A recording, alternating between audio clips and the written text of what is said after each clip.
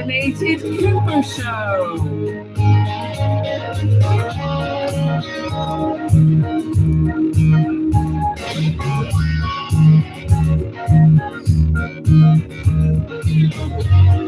Good morning, everybody. It is so great to see you. It is a beautiful Saturday morning, a little bit too cold, but hey, it's January. If it wasn't cold, it would be super weird. So I have an awesome guy connected to the broadcast this morning. Cannot wait to bring him up. He has a very unique business, a very unique social network that we're going to talk about.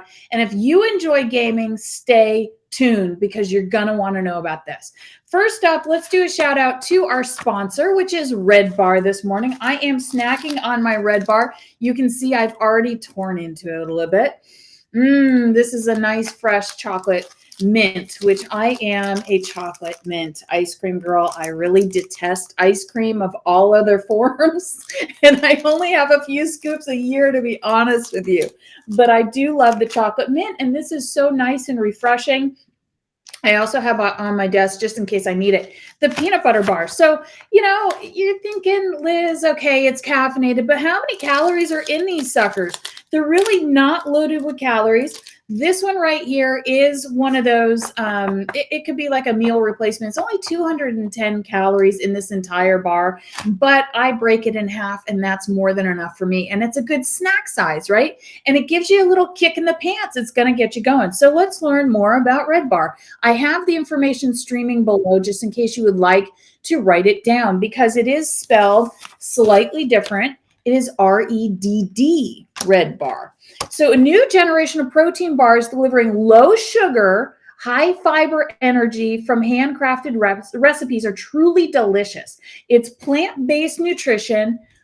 Here's the part I love. Soy-free. Yes, it's gluten-free as well. It's GMO-free, but soy-free. I am a huge advocate in getting the soy out of our diet for our men's health because as we all know, soy metabolizes as what?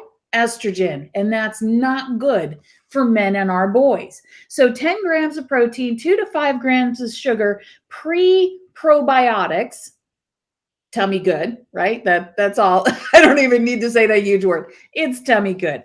Comes in chocolate, oatmeal, peanut butter, mint chocolate, salted caramel, and more. Visit Red Bar for 15% off today. And you know what? Actually, I haven't checked to see if they have some New Year's specials. They might. You can go to reddbar.com or they are found at your local Publix and on Amazon. So get your Red Bar today.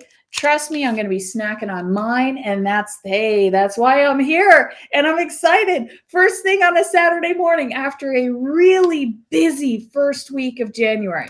All right, everybody, without any further ado, I'd like to move on to our guest of the hour. Adam Gerstin is a founder of LFG Nexus. He's an SEO guru. Wow. Maybe I'm not that away. He's an SEO guru. And his company, LFG Nexus, is the next evolution of social media for gamers. That's really super interesting. It's hard to believe that with so many gamers out there, there is not one place that will cover all of your needs until now. LFG Nexus is here to be the one-stop shop for all of your gamer needs. That is a huge blanket of information. We need to find out more. And without any further ado, I am bringing Adam Gerstin to the show this morning. How are you, Adam? It is great to see you. Hi, how are you? I'm doing really, really well. So as I read that intro, that's a huge statement to say you're a one-stop shop for gamers. Can you tell me a little bit about LFG Nexus and what is it? Sure. We are a social media platform built and designed with gamers and pop culture in mind. The reason why we kind of reach out to gamers and pop culture is currently about 66% of the country self-identify as a gamer. So, and that could be they play video games or board games. They might be into things like cosplay where people dress up as their favorite characters from, TV series or movies or anime and stuff like that. And so what we're trying to do is we're trying to help people connect with one another and bring them to, one place versus the hundreds of different websites for each different genre. So we're here for all the different genres as a nexus for everyone to come to be able to find other people, to learn about other types of games, just to kind of really get involved and create relationships. That's really what we're here to do. Is we're here to help people, share, one another. So as you just mentioned, it brings people together and it helps to blur the lines of the different genres of gamers. So are there social media networks, and not just groups here and there, but are there full-blown networks for other genres? There are places. So right now, the two biggest things that are kind of going on are video games are huge. That's where the majority of the gamers come from, and esports, where they're taking these video games and they're turning them into sports, just kind of like they're trying to kind of, I don't want to say replace, but they're kind of compete with things like Major League Baseball, basketball, football, and they're trying to take things to that level. So there are some other kind of competitors that are in those areas, but we focus on, again, not just them, but like the tabletop games. So like the Dungeons and Dragons, the Magic the Gathering, or Pokemon, so the card games, the cosplay, the mobile games. There's just so much more to gaming as a whole that we're trying to focus in on. And the thing is, even if you come in and maybe you play video games, you might find that there's this other type of game that you didn't know about that you might be interested in as well. And so we think it helps with kind of just cross-contaminating or bringing people in from different areas, and they can get a lot more out of it by learning about the other types of genres as well. Very interesting. So I have your website here that I would like to share with everybody. And this is your homepage here. So social media platform for all gamers. Tell us, when we go to your website, which is LFG Nexus, that's Nexus, what will we find? Is it easy to navigate through here? Sure, absolutely. So you could go to our website, or you could go to either the Google Play Store or the App Store, and you could download our app. It's fairly easy to navigate. We have a lot of things that you're not going to find on other platforms, and that's kind of what makes us different. Actually, if you want to scroll down a little bit, you can see a little bit more stuff. So what we do is we help people find other people to play games with. That's a big thing that we're doing. So that looking for a group in the top left. We also, what nobody else does is we have a whole map. So you can see local events that are going on in your area that you could go and get involved in. So whether it's maybe a concert or some sort of tournament at a local gaming store, maybe there's, some convention that's taking place in your area. And this is also where we help local businesses to find other people. So, this is where we get people to come to the website. They see what's going on in their local area. They get involved. Again, it's all about creating relationships. We're trying to take some of the social media and make it a little bit more social. We also do Twitch live streams where you can watch 18 people stream their games at the same time. 18 people stream at the same time. See, I'm not a gamer. As we were talking in the green room, I was one of those kids where if I wanted to play Pong, I went down the street to my girlfriend's house. Like, we had no gaming whatsoever in my household. Maybe an Etch-a-Sketch, if that even is, comparable, which it's not. I know enough to know it's not. Is that a lot of connectivity to be able to see 18 different people, or is that standard? So that's actually a lot. So Twitch is actually one of the big companies where people can watch other people play games or live streams, kind of like what we're doing here. If you go to Twitch, so Twitch was actually bought out by Amazon a couple of years ago for just under $1 billion. So yeah, supposedly Twitch is worth about $7 to $8 billion roughly at this point. But so yeah, when you go to Twitch, you can only watch the person that you're watching. With us, you could literally watch 18 different people, and you could actually do a focus frame where you could watch the one and talk with them directly as if you were on Twitch chatting with them. So that's a lot of stuff that makes us different. Again, as gamers, we kind of know what gamers want, and so we've built this platform specifically with them in mind. So in the world of gamers, do you ever have anybody that they decide, like, yes, this is for me, and then they get in there and it's overwhelming is not exactly the word that I want to go for, but similar to it, where it's just like, whoa, I'm lost. Can you help me? When we've built this, we're just like, oh, this would be cool. We should add this, and we should add this, and add this. And so it has gotten a bit robust.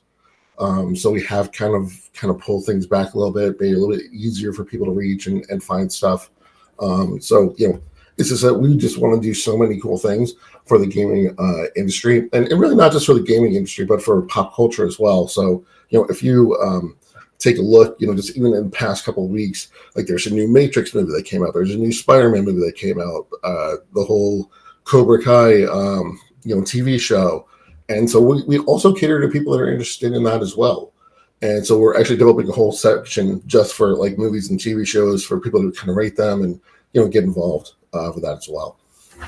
It seems like the map feature that you have built within this was probably a really big challenge to be able to integrate that.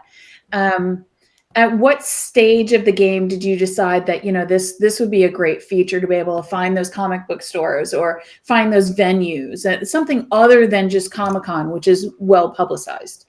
Mm-hmm. So, pardon me. When I first was designing and kind of figuring out the best way to do this, I wanted to do something that helped involve local businesses, and to me that was extremely important. When I grew up, prior to the internet, for me to learn about what was going on in the gaming industry, I had to go to a local store, and hopefully they kind of knew what was going on. So I want to kind of pay back those local stores, the ones that are, owned by mom and pop shops, that are subject to all the whims and fancies of all the different gaming companies. They're just trying to survive. And those are the places where most kids and adults go to learn about what was going on back in the day. Of course, now we have the internet. So I wanted to kind of help take care of them. So we do have a thing where the local businesses can show up on the map. So again, you can look and find new businesses that you weren't familiar with in the past. And so we help them to grow. And that, I believe, helps the industry. If we get rid of these local businesses, then a lot less people are going to get involved in these types of games. And I feel like these games and a lot of the concepts behind them kind of really help broaden people's imaginations and really kind of bring, excite people, to get people interested, and they get people thinking, and that can lead to all sorts of wonderful stuff. So that's what we're really, why we did the whole map feature. So that's why it was important to me. And from there it's just kind of grown, and we're like, oh, cool, we could add, concerts and different tournaments and stuff like that. And so, we think that's one of the things that people are going to like. We do also have our need help of getting more events on there for all over the country, let alone hopefully soon maybe the world. And so the crowdfunding feature, explain that to me, because for someone who I really don't have any knowledge in the gamer world, and I'm looking at that thinking, how would crowdfunding fit in there? Sure. So I was doing some research a couple of days ago, and I found that on Kickstarter, if you're familiar with Kickstarter or Indiegogo, those types of platforms, that in 2019, they had raised over $180 million for different types of board games. And I just thought that was incredible. And so what happens with a lot of these Kickstarters is, someone will go create the Kickstarter, then they'll go to Facebook or their social media, and they'll, kind of try to blast it out. The problem is they don't really have much reach, and so that means that they're probably going to pay for ads. Well, a lot of the ads get really expensive, and it's going to start eating up a lot of the profit that they can get out of, doing the Kickstarter. So what we've decided to do is, if they're interested, they could come to us. We'll go ahead. We'll put it on our website. We have a special area for the Kickstarters. We have a newsletter where we'll put more information in there. So we'll use our network to help get more people onto the Kickstarter. And so it's a new feature that we're just adding. We're still kind of testing things out. In fact, we've got one guy that's about to go live with his Kickstarter. And so we think it's a great way for more people to kind of learn about what's going on in the industry, and then they decide if they want to support the Kickstarter or Indiegogo or not. So just, again, it's helping these more games potentially come to fruition. And so as far as the one section here, I'm going to bring this solo up here to the stream so we can see it. Game reviews. Have you had any games that are just terribly reviewed? Do you have any control in any of that back end? I mean, I'm assuming not, because it's social media for someone that has a particular interest. So it's not like, you would erase that interest, but what happens there with the reviews? When it comes to the reviews, you're right. We have to keep that, as neutral, just as it is. We don't want to, we're trying to be agnostic on a lot of things. Just, hey, look, this is just what people feel. And, right or wrong, everyone's got their own opinion. And maybe it's something that the game developer can kind of learn from. I mean, one of the things that I've definitely learned is that, failing isn't necessarily a bad thing. And I'm not saying that these people are failing because they get a bad review, but, learning from other people, see what they like, which is a lot of what we're doing as well. There might be things that people don't like about what we're doing. We're just, hey, tell us what you like, tell us what you don't like. Okay, there's some too much stuff on the page. Let's take a few things off. So, I think there's just a lot to learn from it. As for the reviews in general, when people sign on, we ask them to tell us what games they like so that we could give them catered content. That's going to be special for exactly what they want to see. Okay. So as far as the people talking amongst themselves, take us through, let's say somebody is not having a very good experience with another gamer and they want to be able to silence that conversation. Do you give those features? Do you give private chat features, or is it a comment section? Take us through a little bit of if I was to create an account today, what would I be able to do? Sure. So if you were to create an account today, when it comes to the whole social media and interacting with others, if for some reason there's just someone you didn't agree with on certain things, which, happens, you'd be able to block that particular person.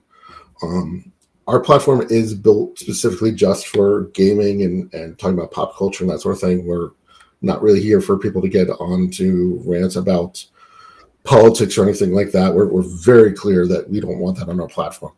If you want to talk about politics, there's plenty of other places you could go. But in general, gamers tend to be, they tend to have strong opinions of games, and that's kind of part of it, and that's okay. We suggest people argue the point and not the person itself. So we do try to keep things, in a positive light. Try to make sure there's no toxicity or bullying or anything like that. And we are looking at hiring additional people to kind of keep that clean. We want to, again, just have a good place where people could have discussions, not necessarily arguments. Right. Mm-hmm. And what about time limits? Do you have any, such as, I know my iPhone, every week it'll give me a weekly report of how many minutes I was here and how many hours I was there. Does your system ever pop up and say, hey, you've been connected for 16 hours straight? Maybe go take a nap? At this point, we don't have that technology, even if we could to do that. I think Apple's a little bit more funded than we are. But no, at this point, we don't have a way to particularly do that. At this point, we would love to replace other people's social media, like instead of people using Instagram or Facebook or whatever, and just come directly to us. But it seems like right now, people are still just kind of learning about us. We're definitely growing. We've actually grown by, I think it was like 300% just in the past month. And so, we're just happy to be out there and give people a place to kind of relax versus some of the other places that they go to. So as far as your casual users versus your dedicated users, at this point, what would you say would be the percentage of both of those categories? I would say that there's probably about 60 or 65% casual. There are definitely some hardcore people. Some of the stuff that we also do is we also have started posting different tournaments that are online for a lot of the esport games, and we're also trying to work with different people for more of the in-person games. So like the Magic the Gathering or different like card games that people get into tournaments with. So we've been seeing a lot more of the people that are into these tournaments kind of showing up and talking, and they love kind of watching the live streams of other people playing, especially because you'll watch many people at once. It kind of helps them with some of their techniques and stuff like that of how to play better. Additionally, just for streamers in general, there's a ton of people that are trying to become like the next Ninja or Shroud or that sort of thing, which are people that are making millions of dollars by playing video games. Sure. And so there are a lot of people that are trying to create their brand.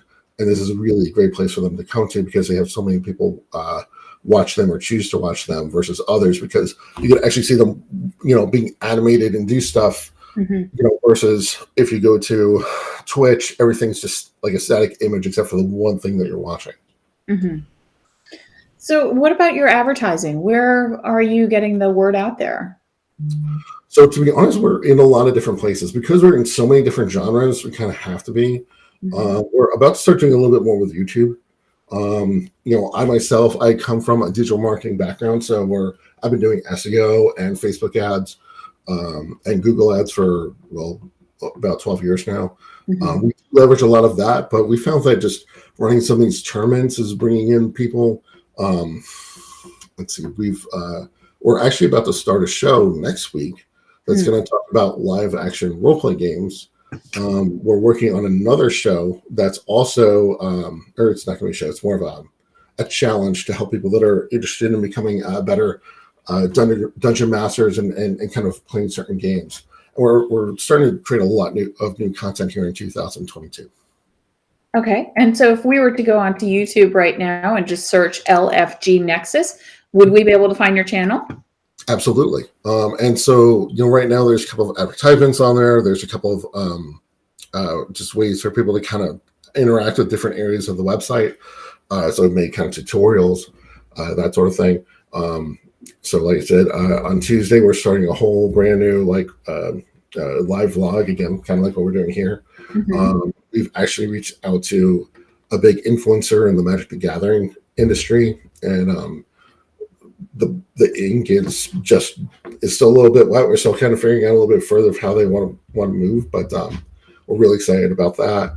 And we're just trying to reach out to other people all over the place to get them in, because we're so wide, it gives us a lot of opportunity, but at the same time we have to decide where we want to focus and what makes the most amount of sense.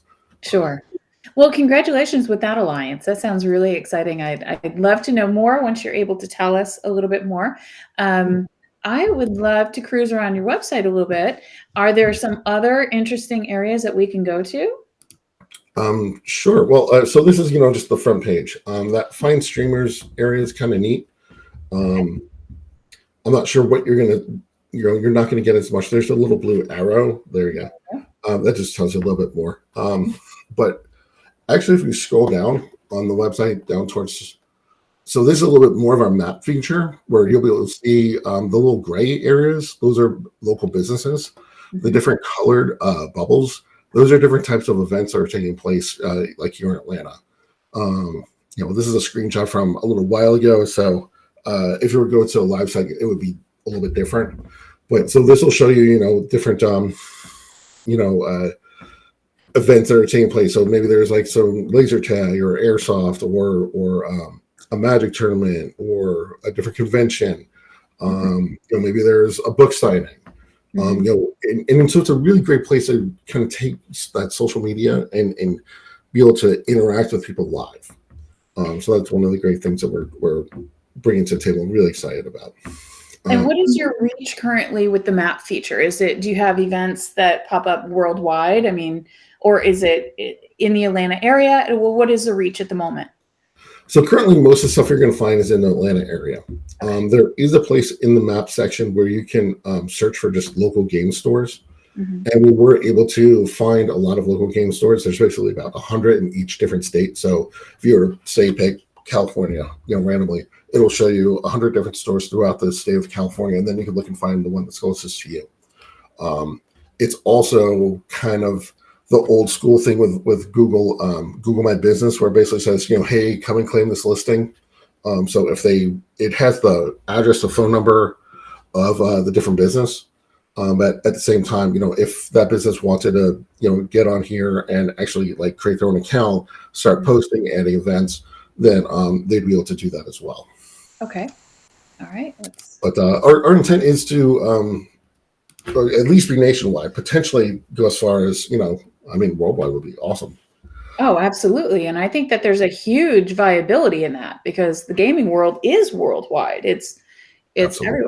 everywhere. All right. So now we have video games, esports, mobile games, collectible card games. Very cool. You have a large variety of genres, just like you said earlier in the show.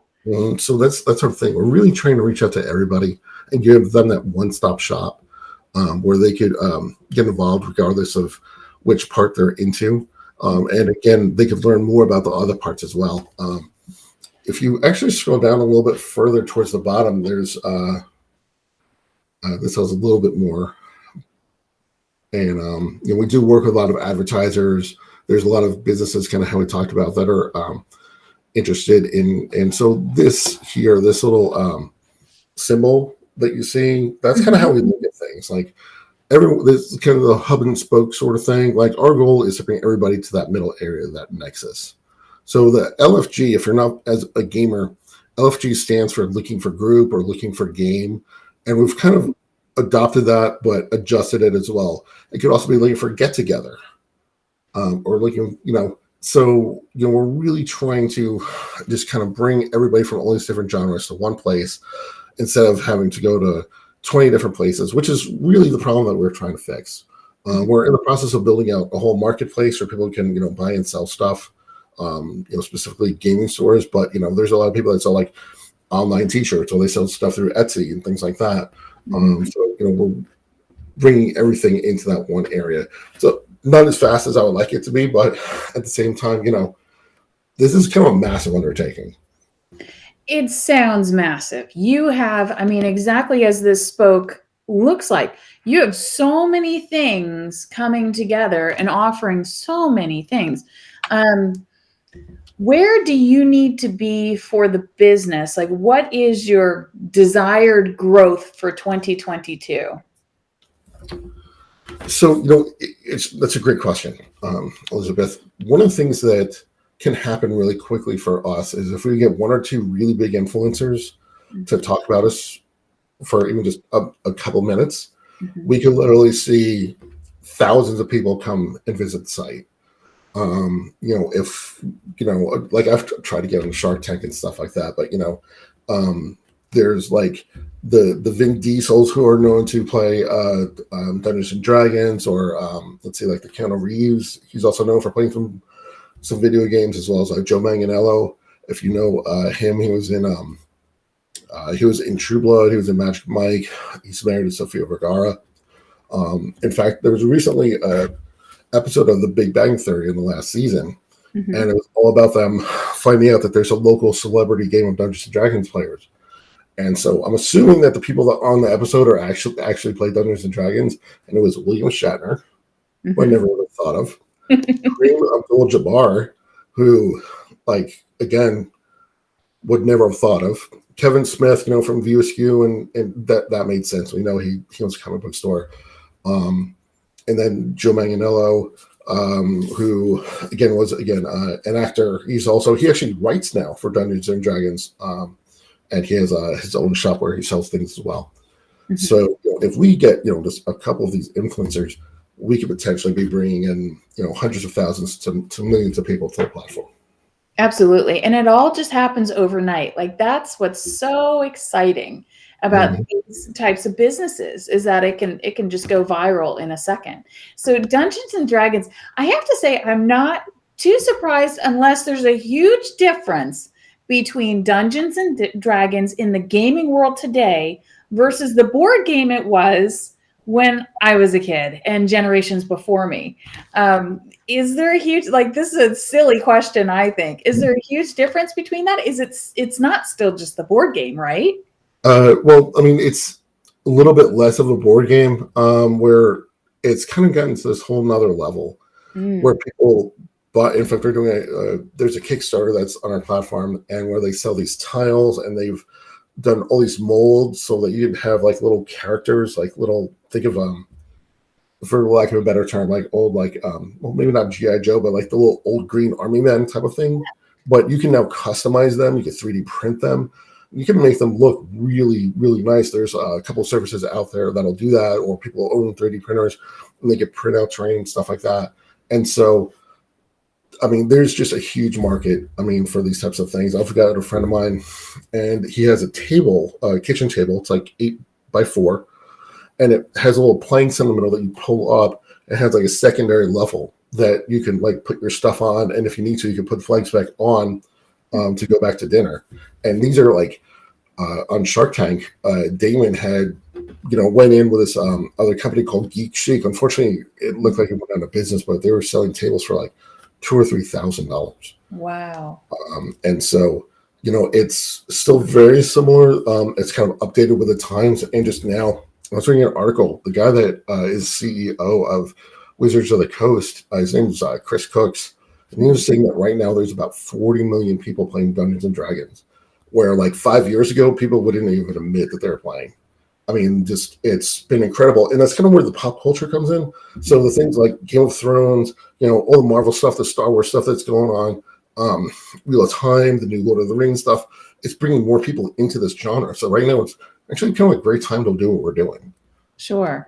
It seems, and it's always seemed to me like there's a tremendous amount of money that goes into gaming. May it be the consoles, may it be the games themselves, may it be the accounts that you have to interact with each other. When I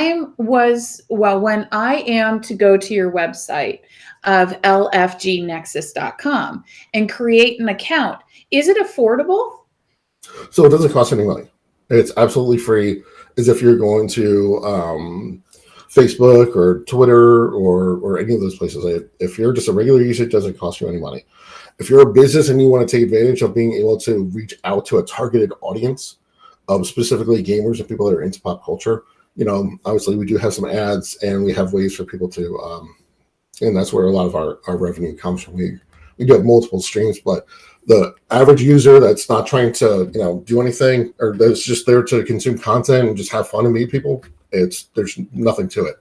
Once you want to take or do anything kind of business-like, then there might be a small fee. So, for example, if you're a streamer and like you want to try and get your name out there and become, again, the next big streamer, make millions of dollars playing games, I think we charge like $8 per month, and you get like a little thing that calls you a featured streamer. But, everything is very, very affordable for those business level types of things, especially right now as we continue to grow. Oh, wow. And do you have to be a certain age to have an account? Currently, you do not. We are seriously looking at this very much because, we can only, people do have the ability to post a lot of different things. And so we do have to be careful of that. So we do have people that are, constantly monitoring stuff, but I believe, we're trying to decide if we want to keep it at 16 or 18. Mm-hmm. Right now, there's a ton of high schools that do esport tournaments. Mm-hmm. And so that's why we're looking more at the 16-year-old kind of level. But at the same time, again, we have to monitor what people post because they could post stuff that's inappropriate for kids of that age. Right, absolutely. And what about the maturity level of the games? Do you have anyone who's connected with you who's playing the everyone rated games and could be a younger person on like mom or dad's account? Currently, I'm not sure of anyone that's like using a mom or dad's account. Mm-hmm. A lot of the games that are really big do tend to be not sexualized, but more just like violent. Okay. And so, in fact, that's kind of a lot of stuff that's going on with esports right now is that you've got two different camps. You've got the people that play, again, like the Call of Duties, the CSGO, but basically like games where you're killing one another. Mm-hmm. And then you have other games that are basically like, imagine driving in a car and having like a big giant soccer ball that you're pushing and trying to get into a net, which is called like Rocket League or League of Legends. There's kind of two different camps that people go into. Mm-hmm. And so, our goal is really to kind of help everybody, but, we can, see, where more people are going to and try and protect those that, that are a little bit younger. Okay. Well, thank you so much for that. Before I let you go, I want to know what would be your top 3 games that you frequent? So I'm a big fan of Dungeons and Dragons. It's a lot of fun. We didn't really get into this, but I have a 17-year-old daughter. I got her started when she's 12. She loves playing. In fact, apparently there's like a Dungeons and Dragons club in her school, and she said she won't play with them because they're a bunch of noobs. Which, excuse me, I'm proud of her, but she needs to be a little bit more friendly. So Dungeons and Dragons, World of Warcraft is a game that's been around for a long time. I started playing when that originally came out. So I've always had a lot of fun with that, and it's still going. And the last game is, I know a lot of people like Magic the Gathering. It's a card-based game. And so, I haven't played it in a little while, but it's always been fun and something really interesting and great to connect with other people with. That's really cool. Well, thank you so much for spending time with me this morning and educating us on your company, LFG Nexus, and everything and anything that we've ever wanted as a gamer is within it, as well as live social gathering, which I think is really, really cool. Your map feature, in my perspective, for my kids, they're young. So my young boys are playing just the general, the little racing games and things like that. But if they were to get into it, I would be completely on board to LFG Nexus because you give a little bit of both worlds. Like, come away from the console and go meet some people. That's a super cool feature that I have to say, it's got to be very unique within the world of websites and social connectivity. I don't know of anyone else that's doing that. Again, I agree. I think that's super important. I think that, again, having just that physical, social outlet, of course, we got to be careful with, people meeting each other outside of the pandemic for particular reasons. But, of course, with COVID, it makes it a little bit more difficult. But having that just, rapport that you can build with people, I mean, that's part of really why we're doing this. I've been a gamer for, since I was like 4. But, I wanted to help people meet other people. I've been fortunate. I've made a lot of friends in the gaming industry, and those have been relationships that have that have lasted the test of time. And so, if we can help people meet a few new people, grow these strong relationships and, turn them into lifelong relationships, then we've done our purpose. Absolutely. Well, thank you so much for your time this morning, Adam. I hope that you have a lovely weekend. And everybody go check out lfgnexus.com today and follow you guys on YouTube, right? All the great vlogs are coming at you. So I'm excited to find out who you've partnered with. I know you can't tell us right now. That's like it's a cliffhanger. We want to know. So everybody follow Adam and LFG Nexus. Thank you so much, Adam. Have a wonderful day. You too. Thank you, everybody. Thank you. Care. You too. Wow. I love these shows. I love meeting new people and having wonderful conversations. So as I always say, and I truly mean, we are blessed. You are blessed. And I love you. I will see you in about an hour. Stay tuned.